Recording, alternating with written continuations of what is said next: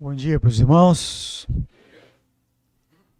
Realmente é com alegria nós estamos aqui nessa manhã. A princípio seria só à noite, mas depois o Isaac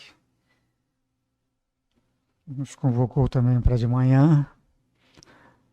Na verdade, eu estou quebrando aí uma regra.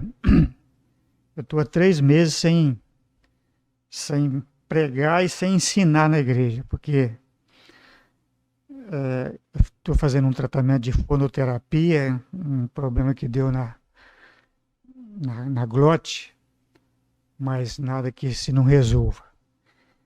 E essa semana eu disse para a fono, olha, eu vou quebrar a regra. Como é que é? Eu vou quebrar a regra. Vou estar numa igreja e vou falar 2 vezes no mesmo dia. Ela coçou a cabeça e falou assim, fazer o quê, né? Mas eu faço isso com prazer e eu estou sentindo realmente, sinto muita falta. E esses 3 meses que eu estou sem falar, a gente sente muita falta. Contanto, mas já estamos terminando o tratamento. Então, irmãos, eu até tentei ver o assunto há uns 5 dias atrás, para ver o assunto que vocês estão guiando aqui por ele na revista, mas acabou que esqueci. E, então vou ter que estudar um outro assunto para a gente falar com os irmãos lá. Então, depois de orar, o Senhor me deu aqui um assunto e esperamos que seja de enriquecimento espiritual para a igreja, tá bom? 2 Timóteo, capítulo 3.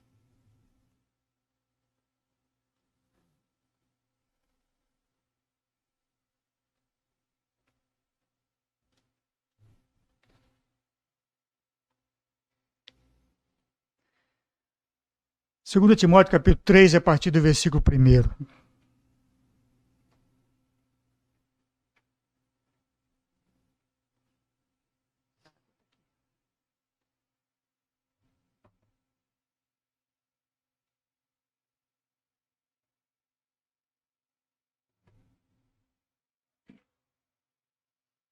Vamos ler alguns versos.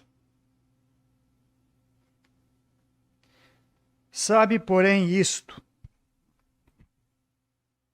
que nos últimos dias sobrevirão tempos trabalhosos, porque haverá homens amantes de si mesmos, avarentos, presunçosos, soberbos, blasfemos, desobedientes a pais e mães, ingratos, profanos, sem afeto natural, irreconciliáveis, caluniadores, incontinentes, cruéis, sem amor para com os bons, traidores, obstinados, orgulhosos, mais amigos dos deleites do que amigos de Deus, tendo aparência de piedade, mas negando a eficácia dela.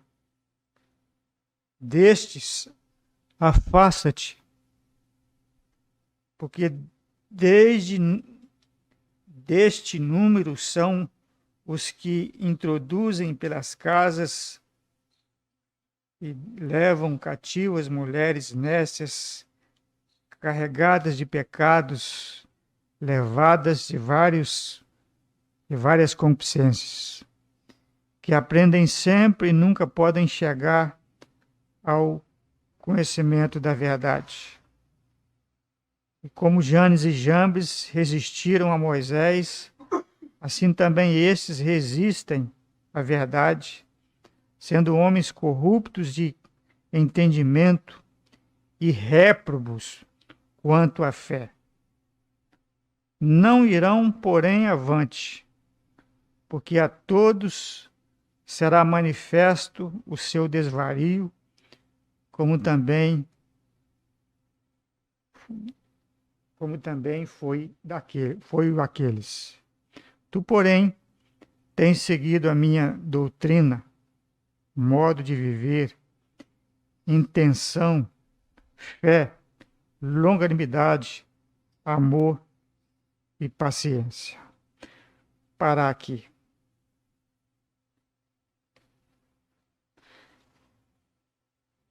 O apóstolo Pedro, na sua segunda carta, no capítulo 2, versículo 12, ele disse o seguinte: estes, como animais irracionais, que seguem a natureza, feitos para serem presos e mortos, blasfemando do que não entendem, perecerão na sua corrupção.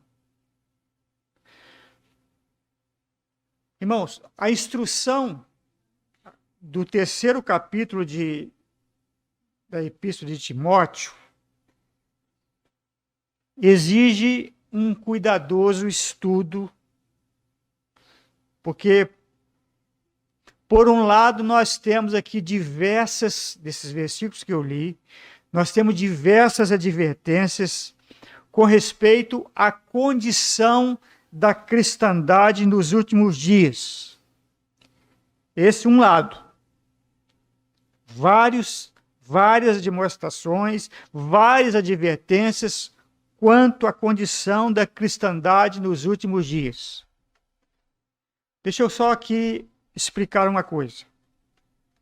Quando fala de últimos dias aqui, fala de últimos dias da igreja. Paulo está falando dos últimos dias da igreja, ele não está falando dos últimos dias do mundo, final do mundo. Não. Ele está falando dos últimos dias, ele está focando os últimos dias da igreja. Os últimos dias do mundo, o princípio, inclusive há uma confusão tremenda escatológica dentro desse aspecto, princípio de dores, o pessoal coloca o princípio de dores dentro do período da igreja, são casos que joga no capítulo 24 de Mateus para dentro do período da igreja, são entendimentos que não coadunam com o ensino escatológico. Os últimos dias, os dias difíceis do mundo, eles ainda seguem, porque nós temos ainda, depois do arrebatamento da igreja, mais 7 anos de tribulação, e, enfim, tempos realmente que serão tremendos, difíceis. Mas o que Paulo está falando aqui é essas advertências quanto à condição da cristandade nos últimos dias da igreja. Certo? Um lado. Por outro lado, nós temos também, somos instruídos quanto aos nossos recursos para que para que nós possamos viver de acordo com os pensamentos de Deus, para que possamos viver de acordo com os ensinamentos da palavra de Deus, para que possamos viver agradando a Deus, cercados deste mal que nos rodeia, desses últimos dias da igreja. Certo? Últimos dias da igreja. Dias ruins. E nós vemos aqui vários pontos que ele coloca. É uma imensa misericórdia de Deus que nós não precisamos formar a nossa própria opinião. Eu entendo assim. É uma misericórdia de Deus que nós não precisamos formar a nossa própria opinião quanto à condição dos últimos dias da igreja. Nós não precisamos formar a nossa própria opinião quanto à condição da cristandade hoje. É uma misericórdia de Deus. Por quê? Nós temos a mente de Deus quanto nas Escrituras Sagradas, quanto ao caminho que Ele quer que a igreja ande, caminho que Ele quer que os seus filhos andem, em meio a essa calamidade dos últimos dias da igreja. Então nós não precisamos ficar especulando. Não, nós não precisamos ter essa opinião quanto à cristandade, porque está escrito. O Senhor já revelou isso, que nos últimos dias, Paulo, foi o precursor da graça, nos últimos dias iria acontecer isso.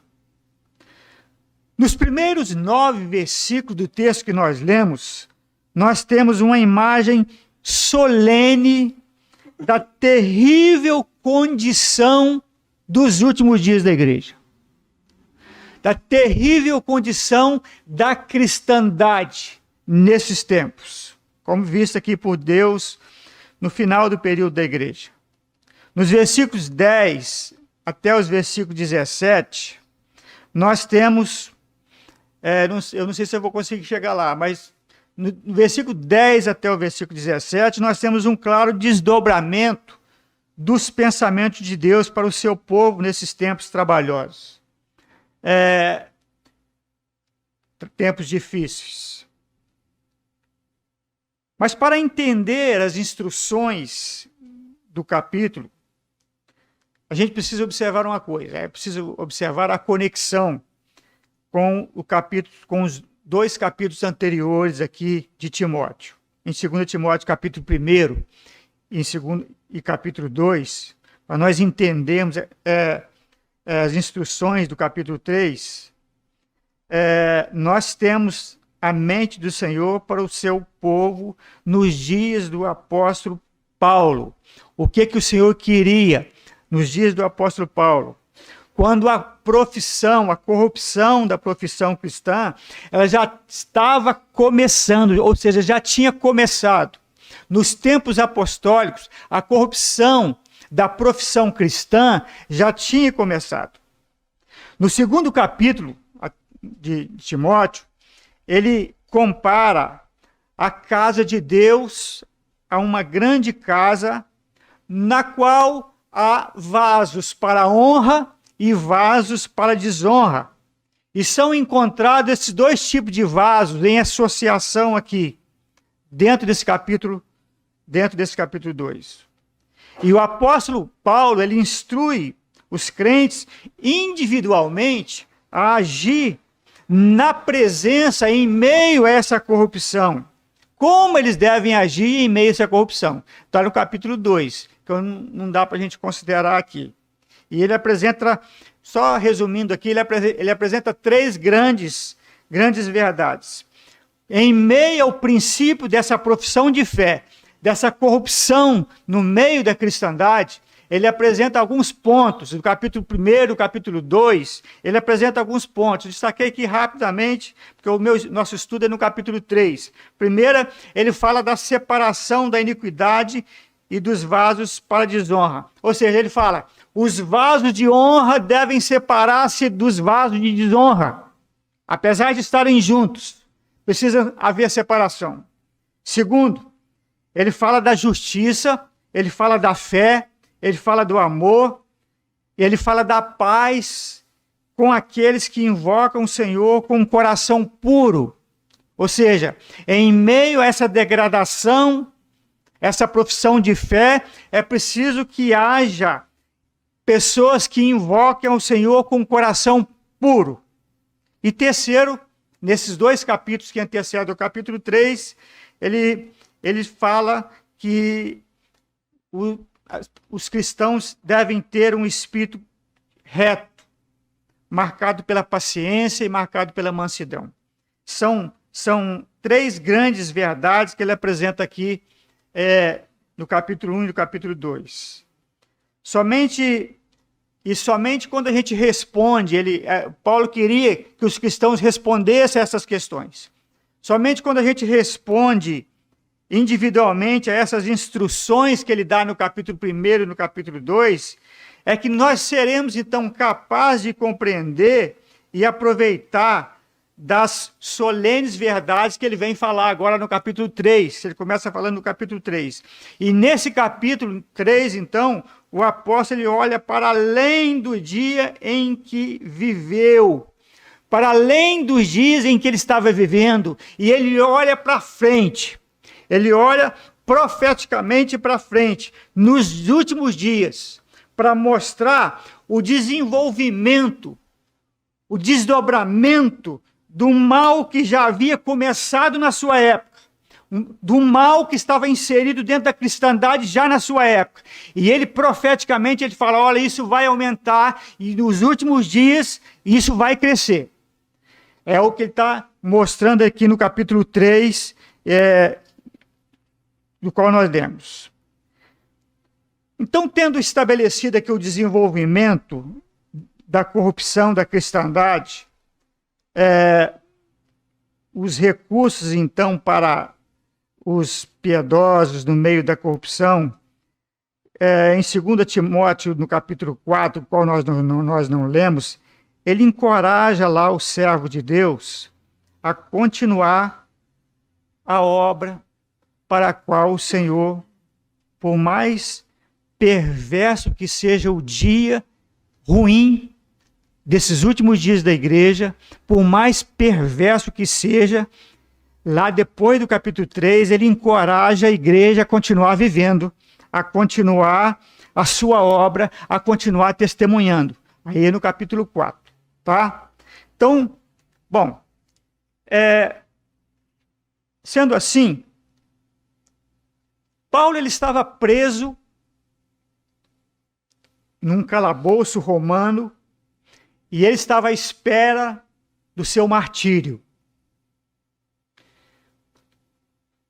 A fornalha da perseguição naqueles dias, a igreja estava bem acesa. E Paulo, então, ele dá as últimas recomendações a Timóteo, um jovem doente, tímido, sobre como enfrentar vitoriosamente a corrupção dos últimos dias.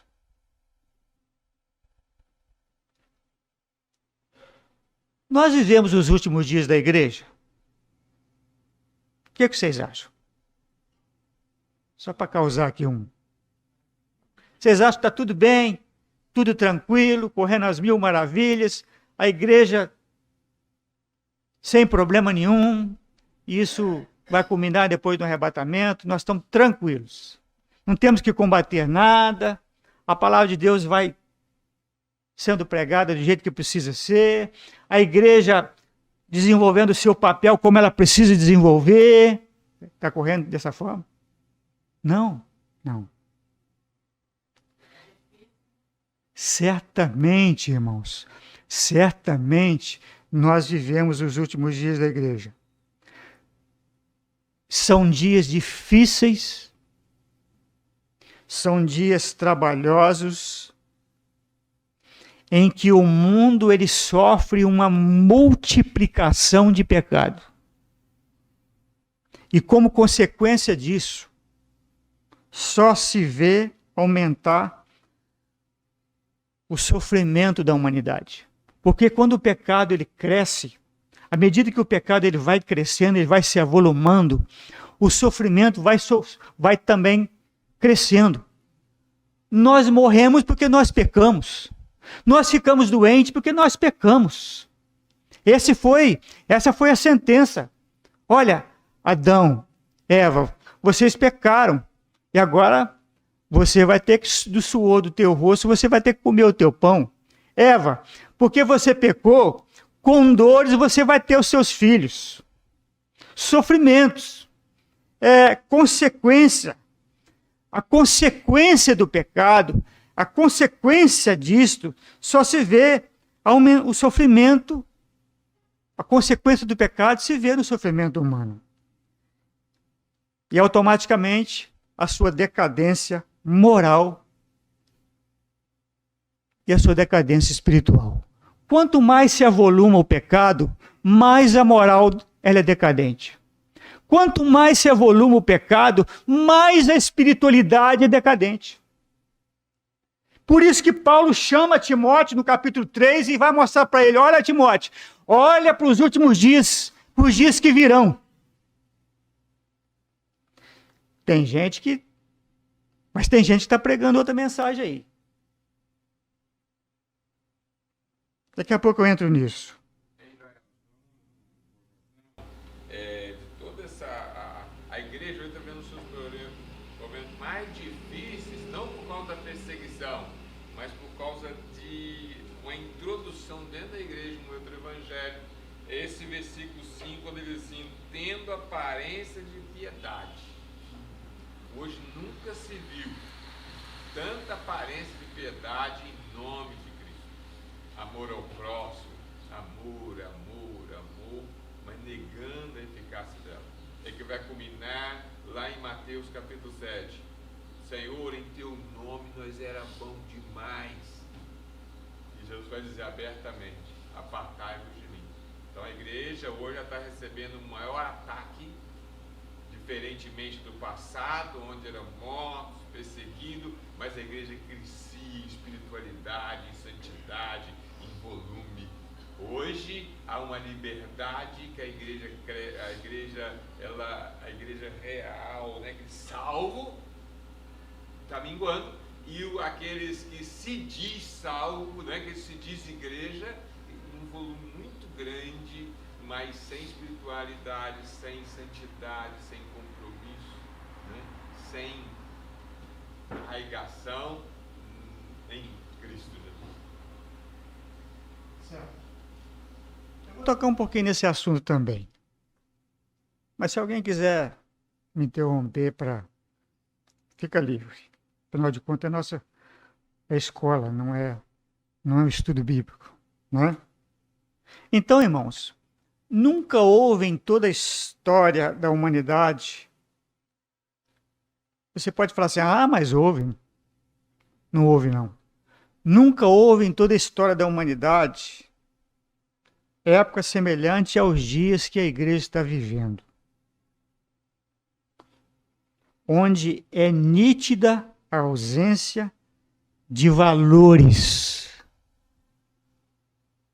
principalmente aqueles valores que norteiam a dignidade do ser humano. A gente fica com vergonha. A gente fica com vergonha. No relacionamento com as pessoas, em algumas situações, a gente fica com vergonha. O sentimento, né? Valores que norteiam a dignidade do ser humano, a gente podia ver aqui o sentimento, o decoro, né? A vergonha. Parece que se perdeu a moral, o caráter, o respeito. Ninguém tem respeito por ninguém mais. E o temor a Deus? São pontos que a gente poderia aqui descrever mais, mas são pontos que constituem os verdadeiros alicerces para a vida individual de uma sociedade. O caráter, o decoro, a moral, o respeito, né? Que norteiam a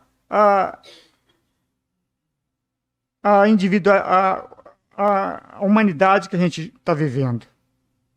Pois bem,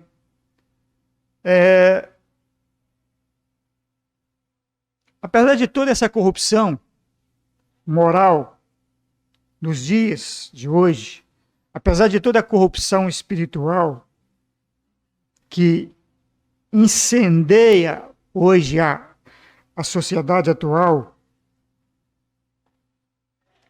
ainda encontra sobre a face da terra, não por muito tempo. E vocês vão concordar comigo, não por muito tempo. Ainda encontra sobre a face da terra a igreja. Mas não por muito tempo.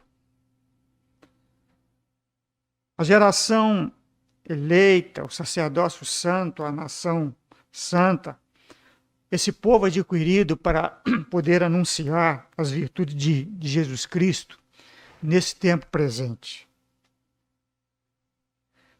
A igreja ela tem enfrentado todas essas circunstâncias E ela precisa continuar dizendo que a única solução, a única esperança para o homem, a única esperança para essa humanidade é Jesus Cristo. É ela que tem que falar isso. É ela que tem que anunciar isto.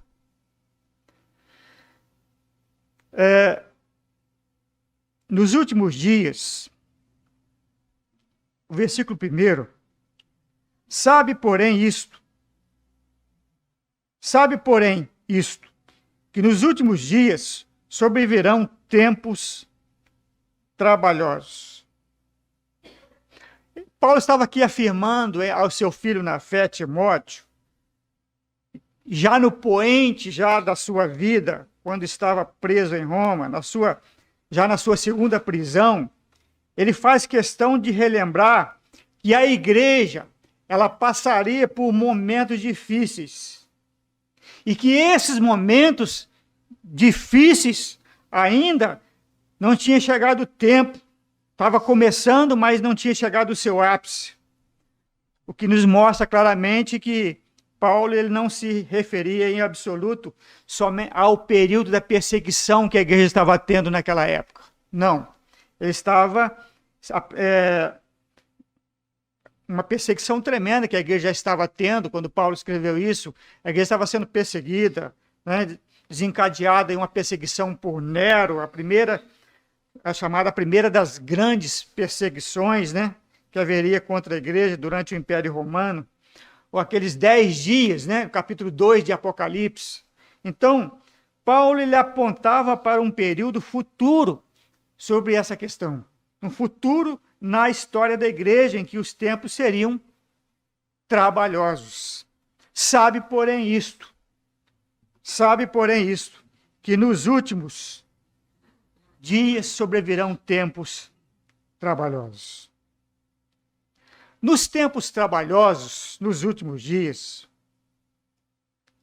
Paulo ele não está se referindo aqui à perseguição a mártires, as perseguições que os mártires tiveram, as prisões, mas ele está falando sobre as convulsões internas, aquilo que o Tui falou agora. Ele está falando aqui sobre as convulsões no meio da própria cristandade, da própria igreja. Esses tempos trabalhosos, eles seriam caracterizados por um período de apostasia muito grande, por um período cada vez mais intenso de apostasia, bem como um período onde haveria uma crescente corrupção moral dentro da cristandade. O mal, do versículo 1 até o versículo 9, ele fala sobre o mal dos últimos dias. E esse capítulo ele começa naturalmente com uma imagem solene dos males dos últimos dias. Por quê? A menos que nós vejamos a verdadeira condição da cristandade, dificilmente nós vamos apreciar a instrução que Deus deu aqui para capacitar o crente a se elevar acima do mal. Por isso que eu perguntei a vocês aqui, nós estamos vivendo dias ruins? Estamos, vocês concordaram que estão.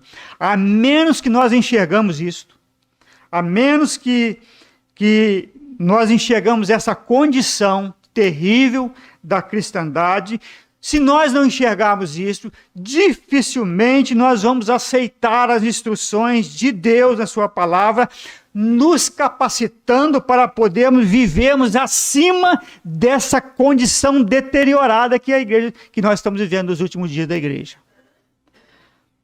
Quando lemos esses versículos aqui, é bom a gente lembrar que a terrível condição mostrada não é uma descrição, ele não está falando do paganismo, ele não está falando aqui do judaísmo, mas ele está falando aqui de uma cristandade deteriorada. E essa condição, ela é marcada por 4 características marcantes. Eu vou destacar aqui para vocês. Primeiro, no versículo 1 a 4. Vou pedir alguém aí que leia aí. Vocês não estão projetando, não. Então, vamos lá. Capítulo 3, versículo 1 a 4. Vocês vão participar aí lendo. Vamos lá. Sabe, porém, isto, que nos últimos dias sobrevirão tempos trabalhosos, porque haverá homens amantes de si mesmos, avarentos, presunçosos, soberbos, blasfemos, desobedientes, a pais de mães, ingratos, profanos, sem afeto natural, irreconciliáveis, caluniadores, incontinentes, cruéis, sem amor para com os bons, traidores, obstinados, orgulhosos, mais amigos dos deleites do que amigos de Deus. Nós somos avisados aí que nesses últimos dias, a massa que compõe a grande profissão cristã, ela será marcada pelo egoísmo descontrolado, levando a toda forma um mal, um egoísmo muito descontrolado, levando toda forma de mal, toda forma de desejo de satisfação própria. Um desejo de satisfação própria nesses últimos dias. É o que Paulo está falando aqui no versículo 1 a 4. Toda forma de mal, nesses desejos de satisfação própria. Ele mostra aqui esse egoísmo, um egoísmo descontrolado. E ele começa com a afirmação. Qual é a afirmação que ele começa aqui? Qual é a afirmação que ele começa? Homens, o quê? Amantes de si mesmo. Dentro da cristandade. Homens amantes de si mesmo. Homens, por isso, amantes de si mesmo, por isso cobiçam-se por si mesmo. Amantes de si mesmo, por isso orgulham-se de si mesmos. Dentro da igreja, dentro da cristandade, orgulham-se de si mesmo, vangloriam-se de si mesmo, impacientes com toda forma de restrição sobre si mesmo. Não tem mais restrição, não aceita mais restrição. A palavra de Deus, ela não tem força para poder restringir alguma situação de um homem amante de si mesmo.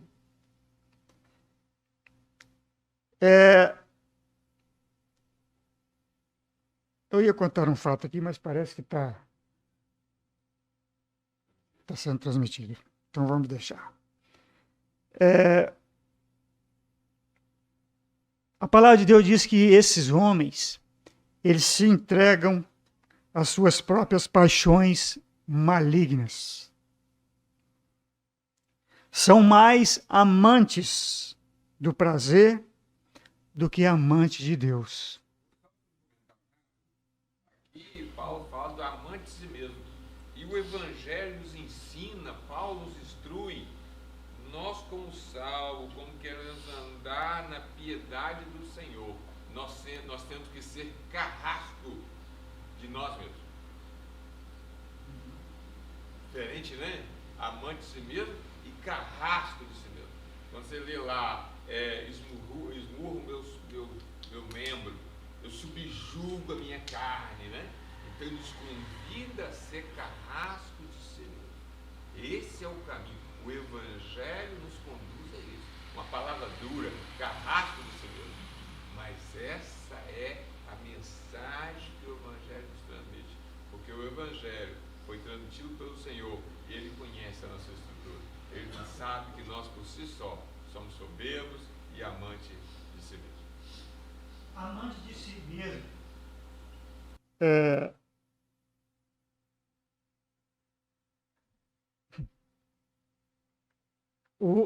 Os homens hoje, irmãos, eles não têm a menor preocupação em prejudicar o outro.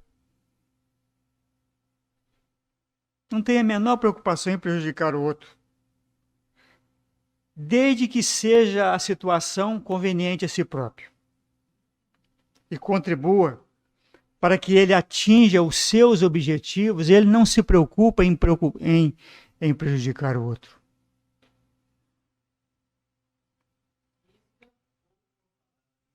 Isso.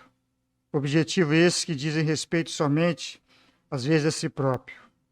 Às vezes a ganância, às vezes o prazer, às vezes o bem-estar próprio, às vezes essa satisfação do seu ego. É só isso que é estimulado no homem nos últimos dias, nesses últimos dias. É incentivado e almejado pelo homem dos últimos dias, amante de si mesmo. Paulo profetizou isso, que haveria de ter isso. Nós vivemos dias em que toda a ferocidade humana ela é revelada ao seu próximo. Por isso os homens são desobedientes. Ele mostra aqui a pais e mães ingratos, sem afeto natural, irreconciliáveis, caluniadores, cruéis, obstinados e orgulhosos. As pessoas agem em relação às outras como se essas fossem, há muito tempo, suas inimigas, vamos dizer assim. Vivemos assim uma época de insegurança, vivemos uma época de medo, vivemos uma época de medo indiscriminado. E isso, ele é a tônica dos últimos dias da igreja. No versículo 5, o irmão pode ler para mim? Tendo aparência de piedade, mas negando a eficácia dela. Destes, afasta-te. Os homens vão procurar cobrir as más condições, as suas más condições da sua profissão cristã com um manto de santidade. Eles terão a forma de piedade, está escrito aí, vão reter formas religiosas exteriores, vão viver uma vida de forma egoística, satisfazendo os seus próprios desejos, mostrando claramente que nada sabem do poder espiritual de uma nova vida que Deus dá. Desta grande profissão sem vida, nos é dito para se afastar. Afasta disso. Quando o Senhor proferiu as parábolas, 7 parábolas do reino, no capítulo 13 de Mateus, eu queria fazer um paralelo aqui, mas não dá tempo. A minha hora termina ou já terminou? Não. Paulo fala, o Senhor Jesus mostra lá 7 parábolas. E ele começa a desenvolver as parábolas do reino. Ele estava falando ali de um tempo que iria se desenvolver entre o primeiro advento dele e o segundo advento. E ele começa a citar parábolas, e ele mostra lá o desenvolvimento desse reino. Ou seja, uma cristandade que iria crescer. Apesar de alguns intérpretes da Bíblia dizerem que são os pós-tribulacionistas, e pós-milenistas e amilenistas, dizem que essas parábolas são parábolas, eles espiritualizam as parábolas do reino, e quando o Senhor aplica lá que a palavra do joio e do trigo, eles querem dizer que o joio é sinal de que o evangelho ele vai crescer mais, ele vai crescer tanto que ele vai atingir toda a humanidade. Não, é pelo contrário, o joio ele vai entrar dentro, ele vai crescer, o mal vai crescer dentro da cristandade, ele vai desenvolver. Quando ele fala da mostardeira, da parábola da mostardeira, ele fala de uma planta que cresce de uma maneira normal, ou seja, fatos que se desenvolvem dentro dessa cristandade. Quando ele fala da semeadura, da semente, que cai em vários tipos de terra, ele fala de corações que são corações que a palavra cai no coração, mas eles não conseguem nutrir essa palavra e de repente vão embora e não conseguem continuar caminhando. Essa é um paralelo daquilo que Paulo está falando aqui nos últimos dias, uma cristandade professa. E o apóstolo Paulo fala assim, olha, desta profissão cristã de vida, afasta-te. Mas parece que está acontecendo ao contrário. Parece que a igreja, ela está trazendo para dentro os professos, está dando palavra para os professos, está deixando que os professos cantem, estão deixando que os professos orem, estão deixando que os professos trabalhem. E, na verdade, não são verdadeiros cristãos que desenvolveram realmente aquilo que Deus quer. Existe uma terceira, versículos 6 e 7, gostaria que lesse. Olha o que Paulo fala, versículos 6 e 7. Eu não quero demorar, a gente vai... Pode. Pois entre estes se encontram os que infiltram nas casas e conseguem cativar mulheres tolas, sobrecarregadas de pecados, que são levados por todo tipo de desejo, por concupiscência. 7 também, né? Que estão sempre aprendendo e nunca conseguem chegar ao conhecimento da verdade. Viu? Estão sempre aprendendo, mas nunca conseguem chegar ao conhecimento. São simulados. Esses últimos dias são marcados por uma difusão de erro, operando pelos métodos dissimulados. Homens dissimuladores, que entram nas casas, apelam às emoções, à luxúria e ignoram as verdades da palavra de Deus. Versículo 8 e 9.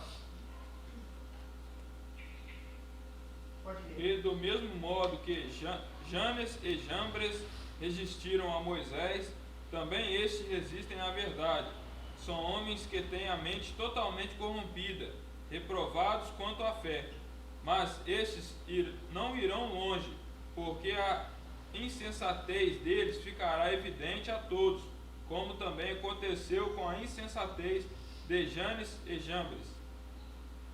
Essa insensatez vai ficar patente a todos. Aí é o que você falou, estava falando no instante. A verdade, ela será afrontada pela imitação. O fato está correndo nos dias da igreja, nesses últimos dias. Um dos maiores problemas dentro da igreja hoje é interno, é a imitação. Satanás, ele entra para poder imitar e para enganar. Ele não vai, porque a tática dele do passado de combater, essa tática não funciona tanto. Hoje é a questão da imitação. Essa verdade, ela é afrontada pela imitação. A palavra, ela nos remete quando os magos, não sei se vocês lembram, quando os magos do Egito que resistiram a Moisés, e eles expuseram lá o caráter e o método desses homens opositores. Janes e Jambres, citou aí, eles procuraram se opor ao testemunho de Deus, não por uma negação da verdade, eles não estavam negando aquilo que estava sendo feito com Moisés ali. Eles procuraram se opor de que forma? Vou fazer o seguinte, eu vou fazer o que Moisés está fazendo. Eu vou imitar. E eles se esforçaram para mostrar que o seu poder, embora confessadamente derivado de uma outra fonte, né, mas se esforçaram para mostrar que era tão grande quanto o poder de Deus. E que eles poderiam produzir os mesmos resultados ou iguais àqueles que foram produzidos pela palavra de Deus através de Moisés. O que Moisés fez pela palavra do Senhor? Eles fizeram também.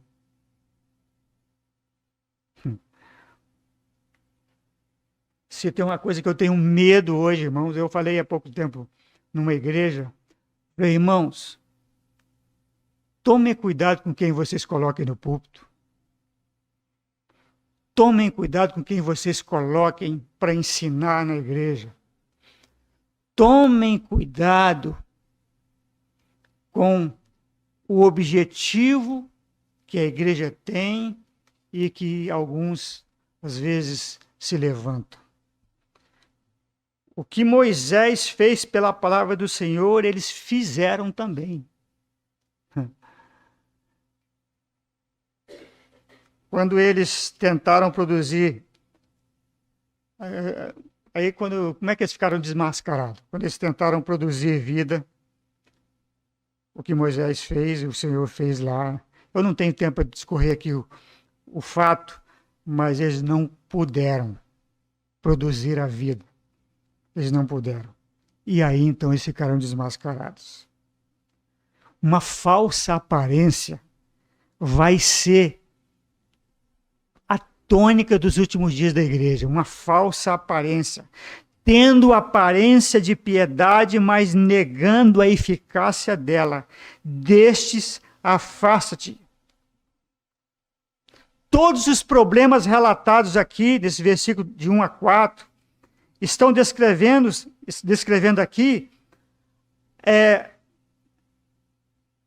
fatos. Não estão descrevendo aqui a respeito de um mundo ímpio, não. Somente não. Estão descrevendo aqui pessoas que se dizem cristãs, pessoas que estão dentro da cristandade, pessoas que frequentam a igreja, mas não mudaram de vida. Pessoas que fazem profissão de fé dentro do cristianismo, mas as suas ações, elas falam mais alto do que as suas palavras. Pelo mau comportamento, pessoas mostram que vivem uma mentira. E é disso que Paulo estava preocupado. Não há uma evidência do poder de Deus na vida de pessoas que adentram para dentro da igreja hoje, para dentro da cristandade hoje. Pode ter havido, às vezes, mudança, mas, de fato, nunca houve o processo de regeneração, de transformação espiritual na vida dessas pessoas. Sabe, irmãos, o mundo ele está arruinado porque a espiritualidade está divorciada da vida cristã. O mundo está arruinado porque a espiritualidade está divorciada da vida. Os crentes não dão testemunho. Desculpa, eu não posso falar de novo, porque eu ia citar um outro exemplo aqui, que eu fiquei de boca aberta diante de um irmão, colega de trabalho, não sei se eu posso chamar de irmão, que ele disse uma coisa que eu fiquei... Enfim. Pois não. Posso fazer uma pergunta para você? Pode. Duas perguntas, né? Às vezes pode ser boba, mas só para dar uma luz.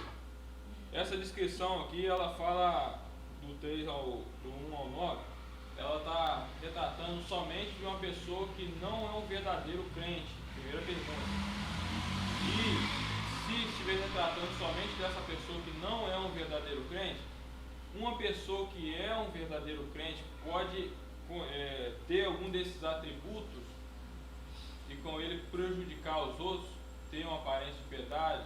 É uma pergunta que, sincera minha, né? Sim, primeira pergunta, não retrata um verdadeiro crente, retrata de pessoas professas dentro da cristandade hoje.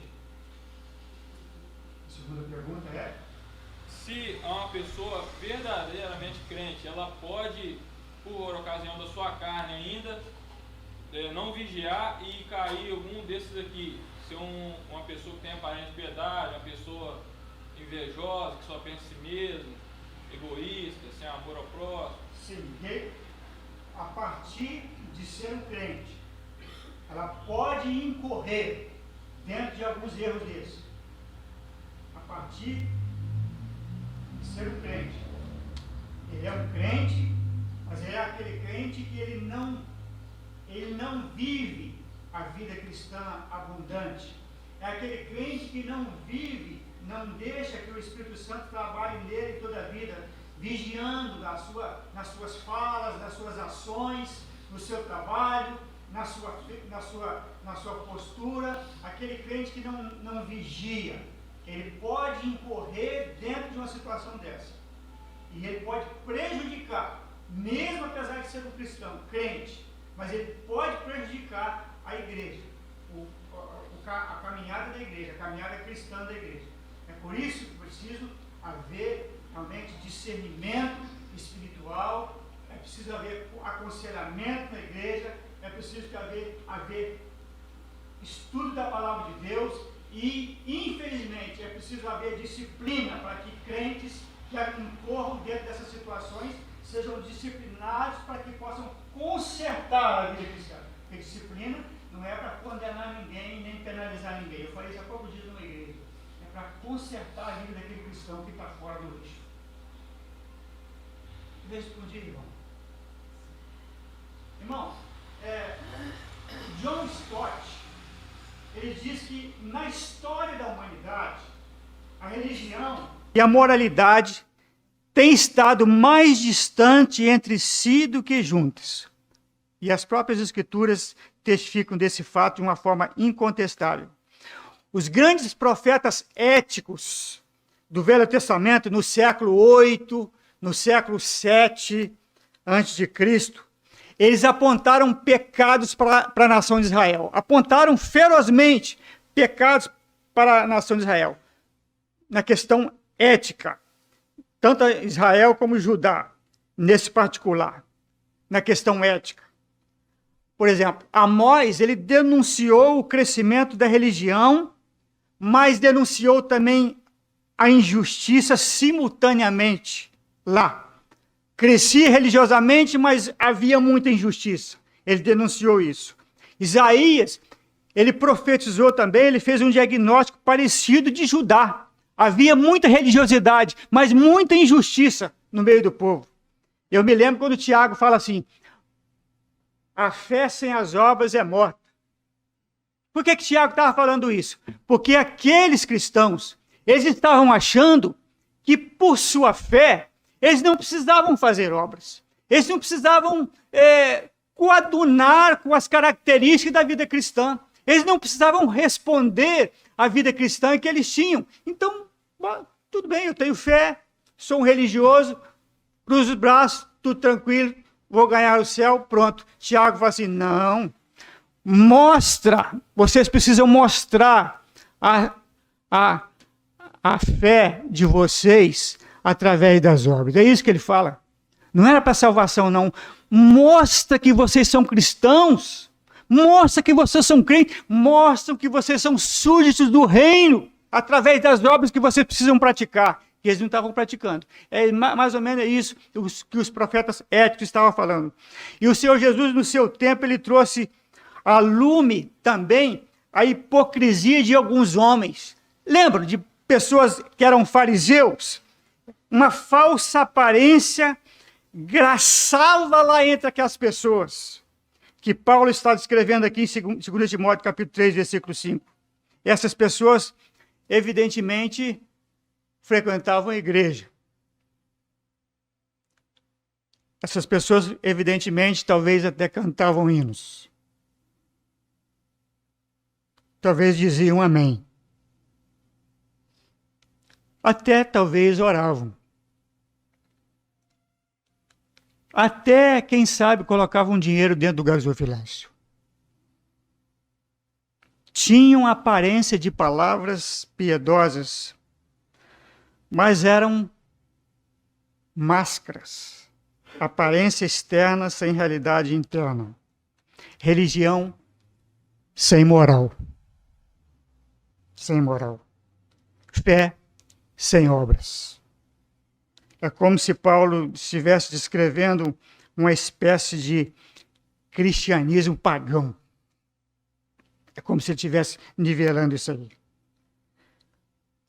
Irmãos, quando nós olhamos para alguns segmentos da igreja evangélica dos dias odianos, nós constatamos o mesmo problema. Esses dias difíceis, o mesmo problema. Crescem em número, mas não crescem em compromisso com Deus. Confirmação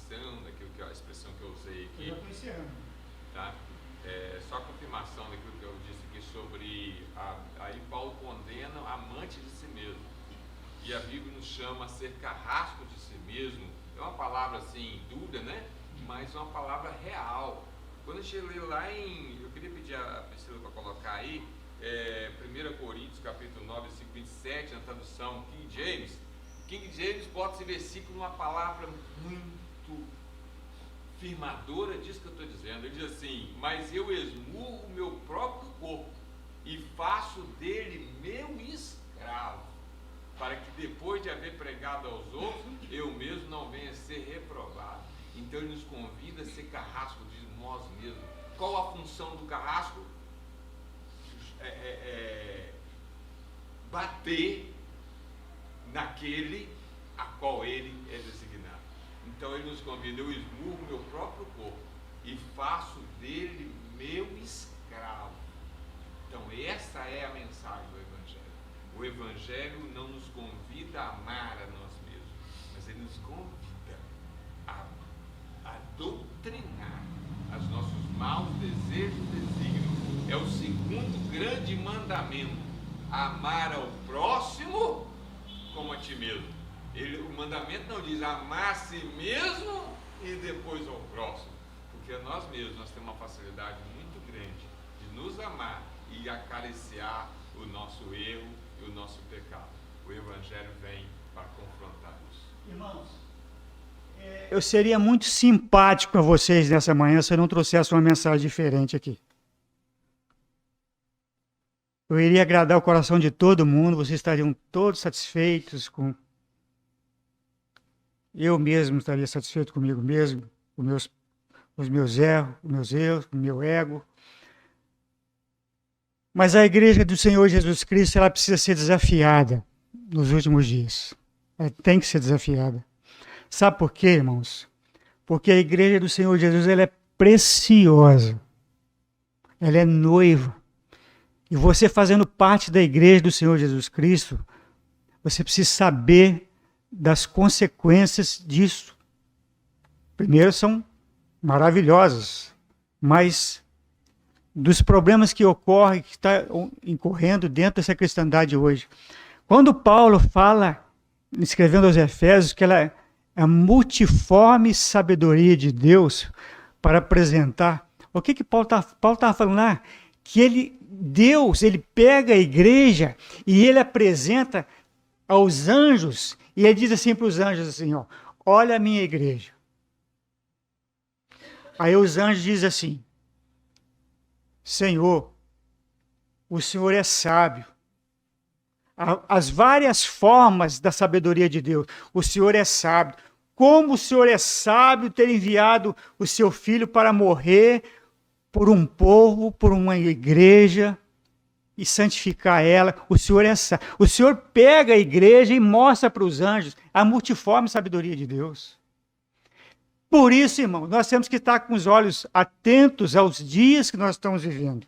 Quando nós olhamos para algum segmento da igreja evangélica, hoje, nesses dias, nós realmente ficamos tristes, porque, às vezes, tem-se muito carisma, mas não tem caráter.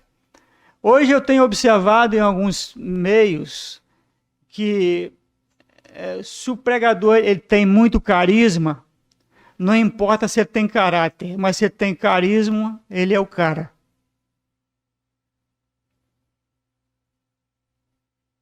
Não importa se ele está nos seus negócios de uma forma ilegal, mas se ele tem carisma, ele é o cara. Eu não sei números, mas não vida. Pessoas entram para a igreja, mas não são transformados pelo Evangelho, porque a iniquidade ela está associada dentro do ajuntamento. Timóteo ele é exortado a afastar de todo esse tipo de pessoa. Afasta-te. Paulo não está ordenando que Timóteo se afaste de todos os pecadores, não. Porque se fosse assim seria impossível, precisaria sair do mundo. Paulo estava dizendo que Timóteo não deve ter comunhão com aqueles que se dizem crentes, mas vivem de uma forma desordenada e hipócrita. É pesada a palavra, mas a palavra é essa. Afasta-te. Essa é a terrível condição da profissão cristã nesses últimos dias. Dias são trabalhosos. Somos avisados de que todos os piores sentimentos do coração humano estarão ligados à profissão cristã. Toda forma de iniquidade se cobrirá com uma forma exterior de piedade. Eu quero encerrar, Paulo, a partir do versículo 10, ele então começa a dar instrução aos crentes como eles vão lidar com isso. Eu só falei aqui, ele mostrou até o versículo 9, só mostrando as mazelas de uma cristandade professa. Mas a partir do versículo 10, ele começa a mostrar, dentro desses últimos dias da igreja, ele faz uma provisão para o crente, para que esse crente possa escapar dos males da cristandade dos últimos dias. Para esse fim, e ele coloca, então, diante de nós, a partir do versículo 10, é pena que eu não vou poder falar, mas a partir do versículo 10 ele mostra, olha aqui agora como vocês devem comportar em meio a essas mazelas da cristandade dos últimos dias, nos últimos dias da igreja. Olha como vocês devem fazer. E a partir do versículo 10, depois vocês estudam e vocês vão ver o que Paulo está falando. Irmãos, muito obrigado pela oportunidade, que Deus nos abençoe e que a palavra do Senhor seja nessa manhã para edificação espiritual de vocês, crescimento espiritual, e que realmente que sejamos cristãos autênticos e verdadeiros em meio a uma cristandade professa que terá o seu juízo um dia. Aliás, a cristandade professa, ela vai se desenvolver de uma maneira tremenda, que ela vai evolumar dentro da grande tribulação, a ponto dela ser chamada a religião única. A religião única, a grande prostituta, a religião única. Essa religião professa, ela vai desembocar dentro disso aí. E o juízo dela está lá no capítulo 17 de Apocalipse. Mas graças ao Senhor que nós não fazemos parte dela. Somos cristãos autênticos, comprados e remidos pelo sangue de Cristo, e vivenciamos realmente o verdadeiro evangelho, e o qual nós estamos aguardando brevemente o arrebatamento da igreja. Ora vem, Senhor Jesus.